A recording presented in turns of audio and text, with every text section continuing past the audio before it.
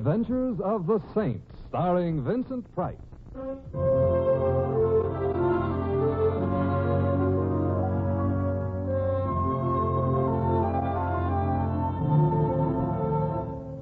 The Saint, based on characters created by Leslie Charteris and known to millions from books, magazines, and motion pictures.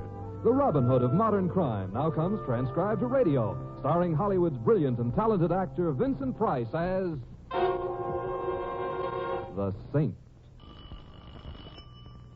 Coming. Mr. Templar. Yes? Let me in quickly. All right. My name is Claire Gordon. Well, I can recommend that chair. I don't have time, Mr. Templar. I want to confess. Confess what? Murder. Huh.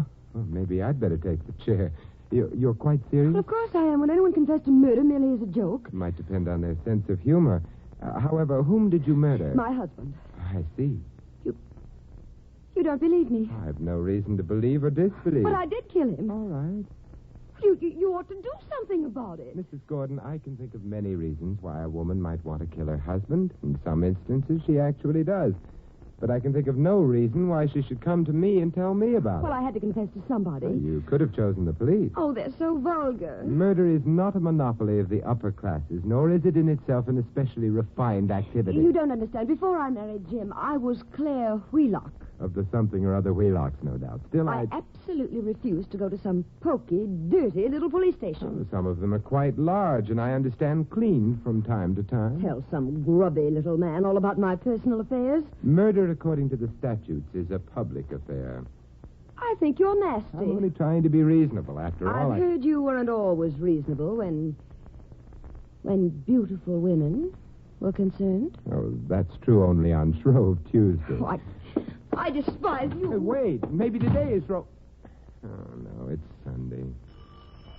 Hey, she could be coming back to make an appointment for Shrove Tuesday. No. You're Simon Templar? I'm afraid I am. You seem to object? Why was my wife here? Your what? Wife.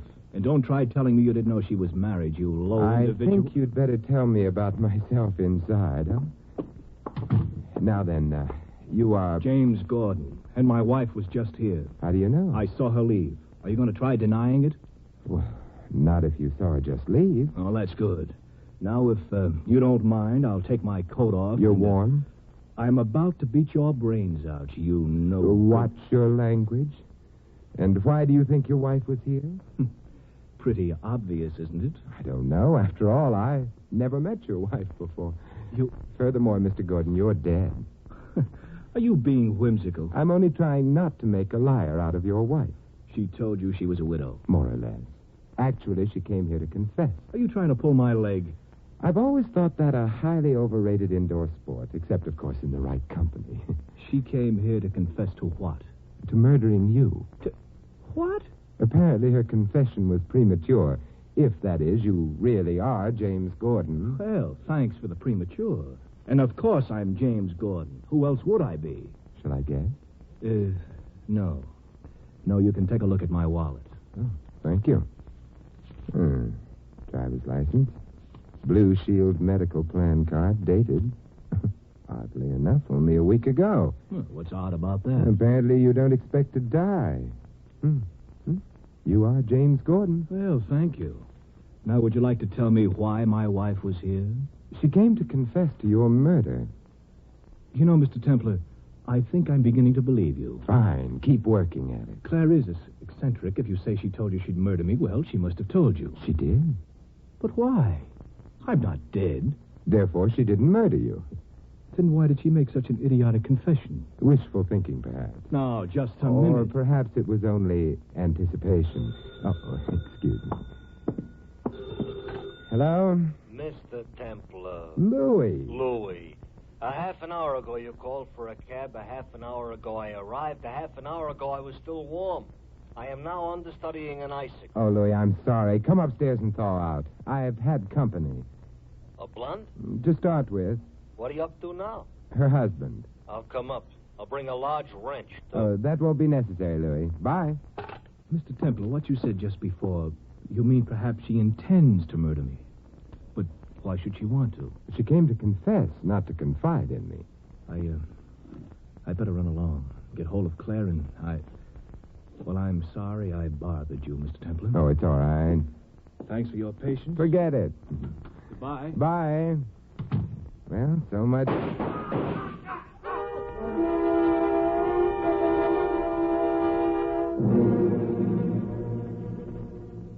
That's right, Sergeant. A man named Gordon, shot to death on my doorstep. No, Sergeant, I never shoot anyone on my doorstep. It's untidy. I don't know. Look, Sergeant, I have an idea. Why not drop in and see for yourself, Sergeant was quick. Come in. Hi, Mr. Templar. Oh, Louis, I forgot you were coming up. You warmer? Yeah, a little bit, thanks. Friend of yours? Who? The gentleman who's laying down dead outside your door. No, we'd barely met. Oh, well, that's nice. You ready to leave now? I'm afraid not. I have to wait for the police. That's too bad. You know, the guy might be a conservative dresser, but I don't think he does credit to your doorstep. Oh, I wouldn't say that. His name is James Gordon of the, Gordon. Oh, well, that's different, yeah. Did he kill himself, or did somebody help him? I don't think he killed himself, Louis. Why? Well, he'd just taken out a Blue Shield card. Oh, planning for the future, huh? Yes, it also means he expected to have a future. Louis, while we're waiting, would you look up James Gordon in the phone book? Okay. But I could tell you now he won't answer the phone. I want his address. But he's moving. It's going to be the morgue. But his wife will still be there. Oh. Oh, here it is. 12 Seven Oaks Drive. Yeah, it's a very high-class neighborhood. A very high-class wife. Maybe I ought to run home and put on my white tie. Don't be silly, Louis. Under the circumstances, the tie should very definitely be black.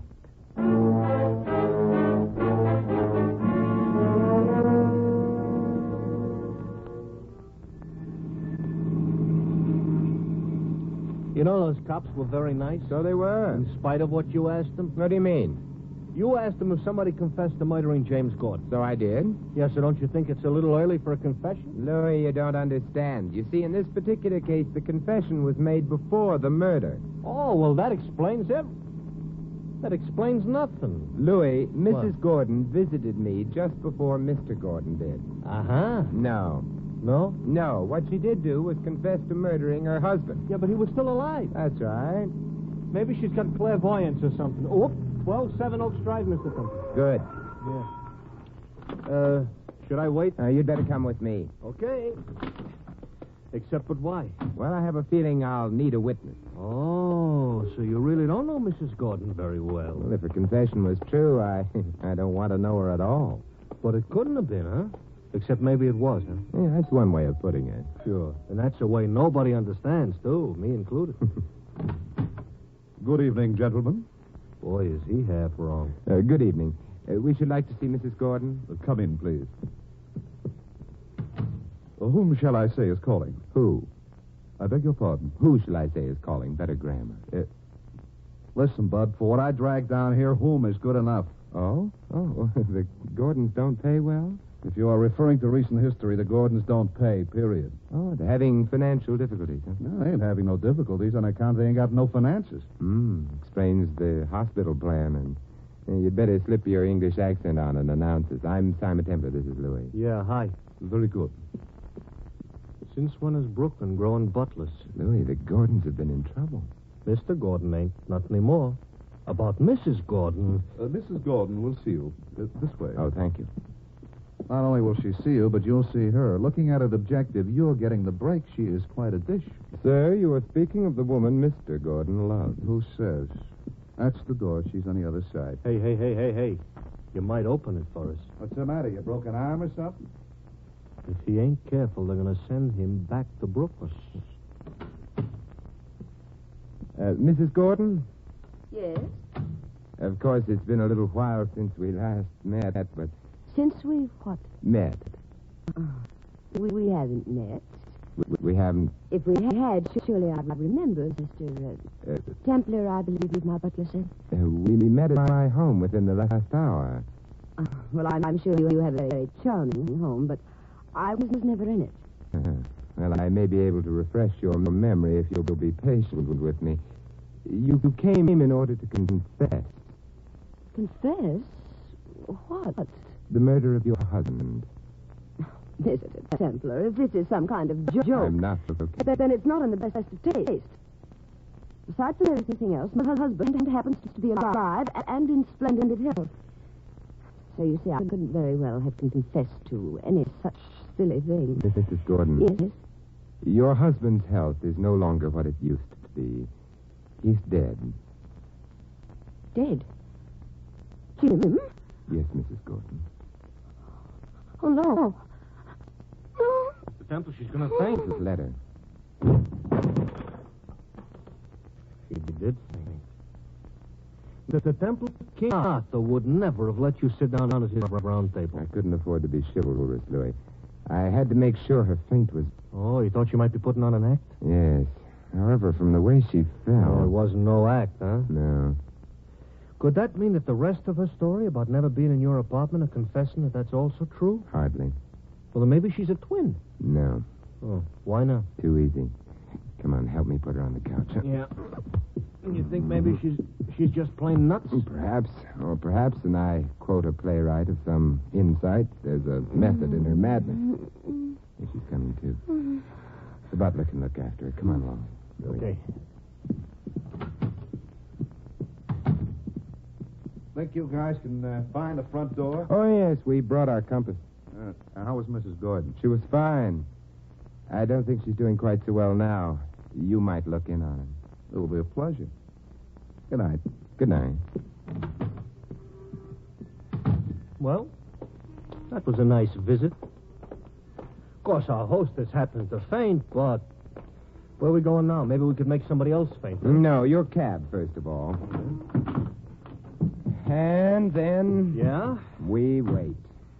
For what? Santa Claus? Mr. Templar, he was here recently. Not Santa Claus, Louis.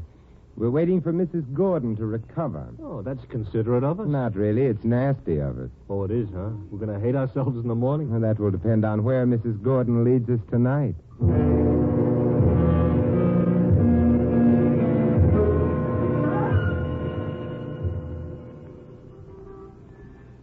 Well, she ain't in no hurry.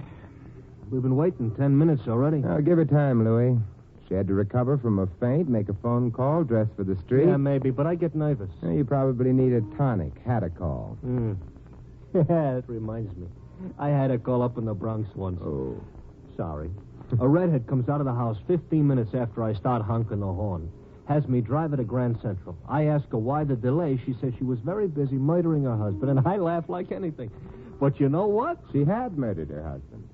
That's the last time I'll tell you a story. I was supposed to say that. I'm sorry. Hey, Louis. Oh, yeah, down the block. Mrs. Gordon, huh? Mrs. Gordon. It's a nice car she got. Yeah, give her a chance to get into it. Oh, yeah, I always forget. Well, she's in now. Wait a minute. Give her time, Louis. She has to straighten her hat, do her lips, put on her gloves, signal for a right turn, and then... Yeah, and then pull away from the curb and then turn left. Right. Come on, let's go, Louis. All right. Hey, Mr. Templar. You think maybe she's leaving for parts unknown, like that redhead? I doubt it. It would amount to a second confession, and one that would be believed. Yeah. For a woman who just fainted, she's driving plenty fast. True. You see, Louis, no one dawdles in the shadow of the gallows.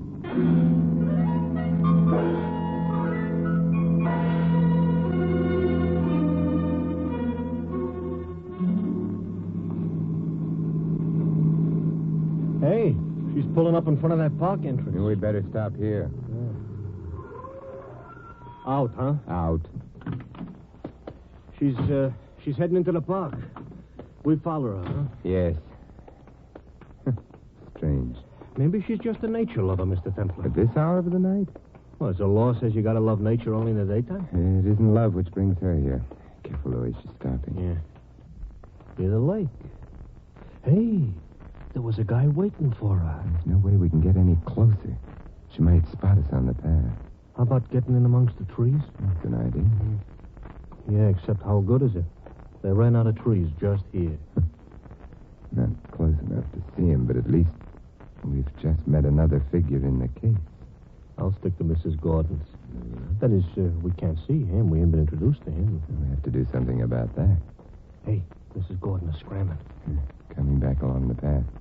We stay where we are. Look, she's almost running. Yes, probably on very good advice. Huh?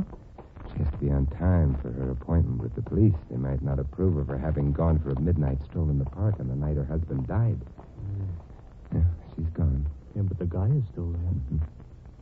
We're interested in him now? Mm-hmm. Very much interested. He'll have to come back this way. We can cut him off. Got to find out who he is. Louis, got a handkerchief? Why, you want I should blow my nose? No. Do as I'm doing. Oh, make like a masked bandit or something. That's the general idea. Hurry, Louis. Yeah. Okay. I too am now a masked bandit, but I ain't happy. I don't have a gun, but perhaps it'll work anyway. Want the gun you don't have? Yes, I'll double up my right hand in my coat pocket. Here he comes. Okay, stop right there, bud. What? Get behind him, Lefty.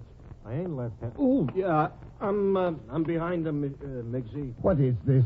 Stick up. What do you think it is? You can't do this. Sure we can. Or maybe you like to argue so much you would prefer being ventilated? Being what? Shot. Look, you don't have to shoot me. More of your lip and I'll enjoy it. Shut up. Hand over your poker. Hand over my what? Boy, are you ignorant. The money bag, mister, the wallet. Oh, here. Thanks. Now, keep walking the way you were, see? And don't try looking around. I ain't got no objections at all to shooting a guy in the back. I won't look around. I won't. Well, he's gone. So he is. Now, we ought to scram too, Mr. Templar. If he yells for cops... I don't think he will. He might have to explain what he was doing in the park at this time of night. He'd have an easier job than we would. Let's see. His name is Timothy Kerrigan. Papers in his wallet. Member of the Bar Association. A lawyer, Louis. Oh, fine. He'll probably sue us for nothing. A lawyer? Most probably the lawyer for the Gordons. Well, that would explain why Mrs. Gordon yelled for him, but why would they have to meet in the bar? I don't know, Louis, except that anywhere else they might have been seen together and overheard. And that would be bad? It might be murder.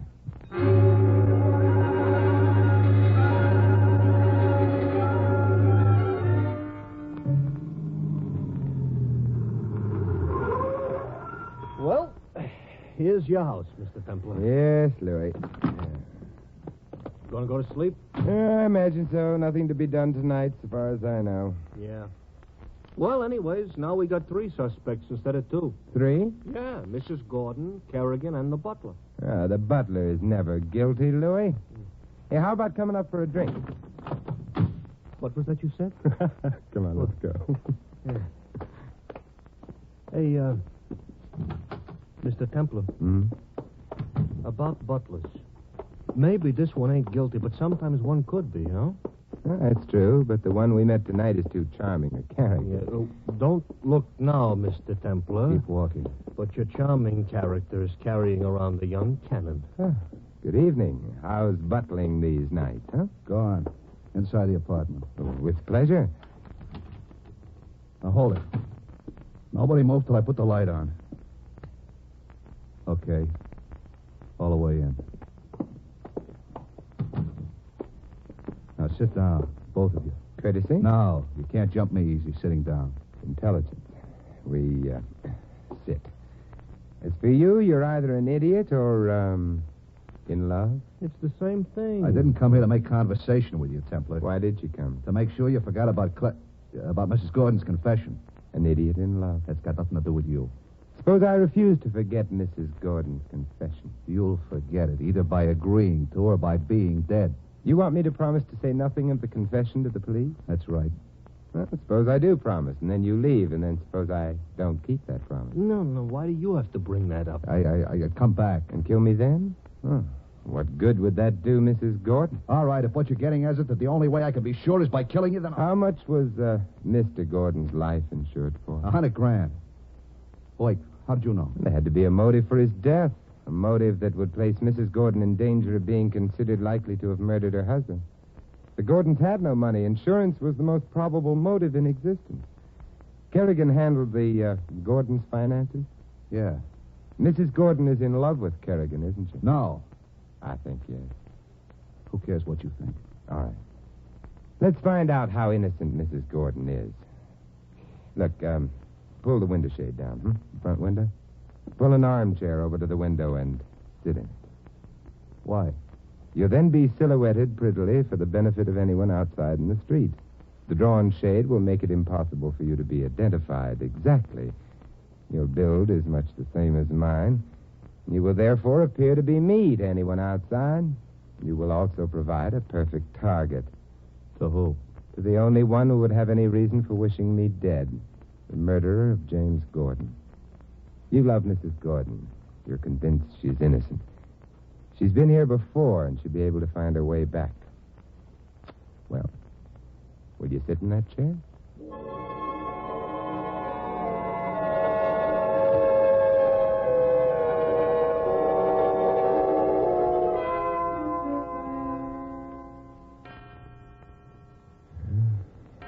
2 a.m. And by this time, the police would long have reached Mrs. Gordon. They're probably finished with their preliminary questioning. She could plead sleepiness. They'll have left the Gordon home, allowing 15 minutes to get here. She should be arriving at almost any moment. Shut up. Well, naturally, you're not worried. Perfect target, though you make.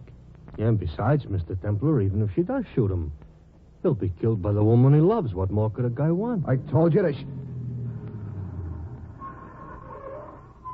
Yes, you were saying? That car. Yes, I heard it. It doesn't have to be her. But I'm sure it is. High heels. Well, Mr. Butler? I'm getting out of here. He dives very nice. And in time.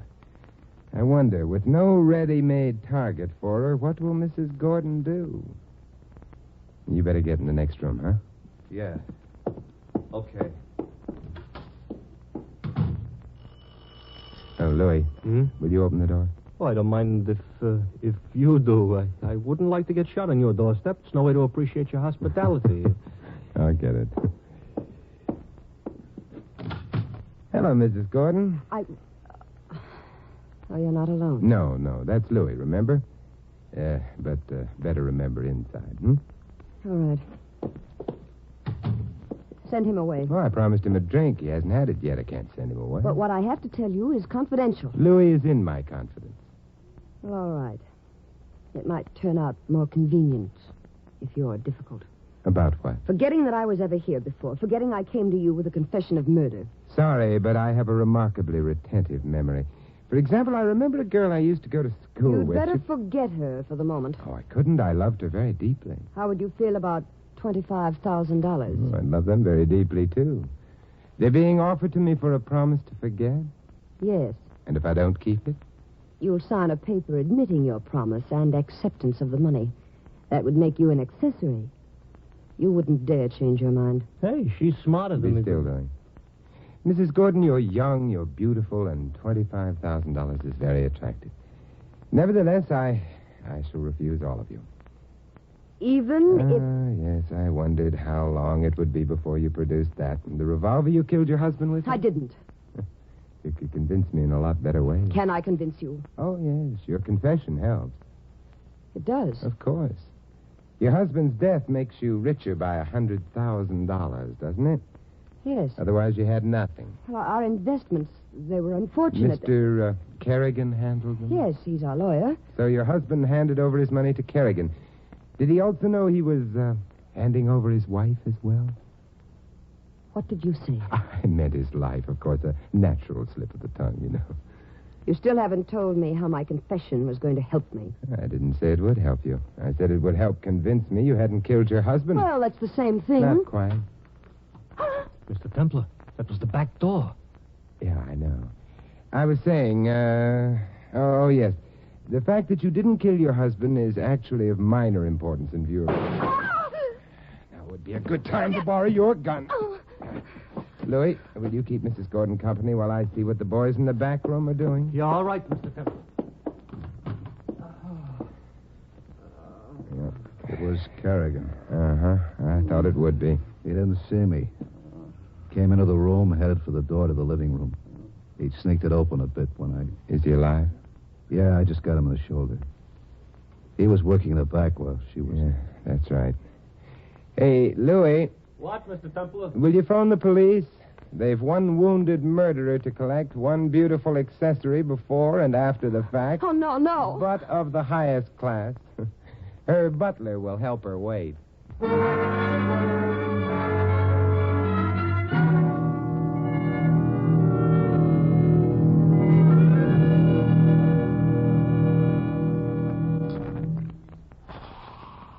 More soda, Louis? No. What are you trying to do, drown me? Here you are, Louis. Oh, thanks a lot. Oh.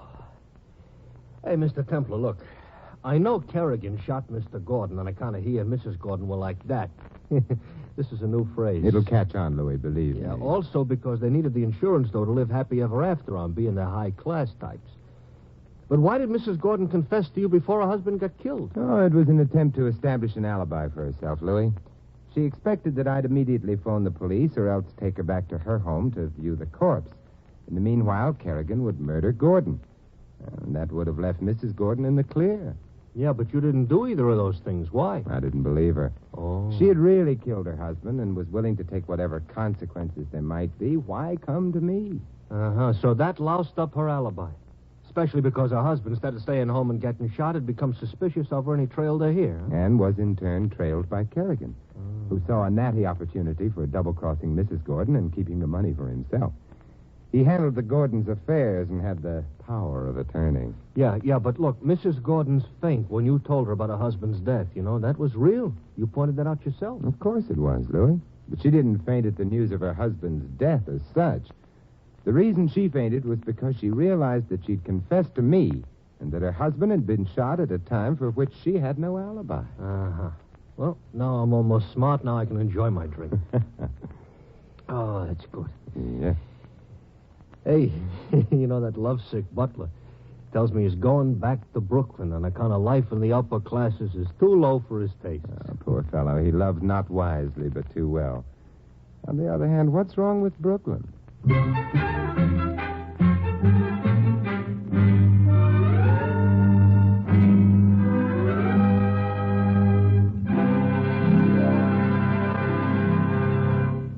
You have been listening to another transcribed adventure of the Saint, the Robin Hood of modern crime. Now, here is our star, Vincent Price. Ladies and gentlemen, in our cast you heard Joan Banks as Claire and Peter Leeds as her husband. Hy Averback was the butler, and Jim Nusser, Kerrigan. Larry Dobkin plays Louis. This is Vincent Price inviting you to join us again next week at this same time for another exciting adventure of the Saint. Good night.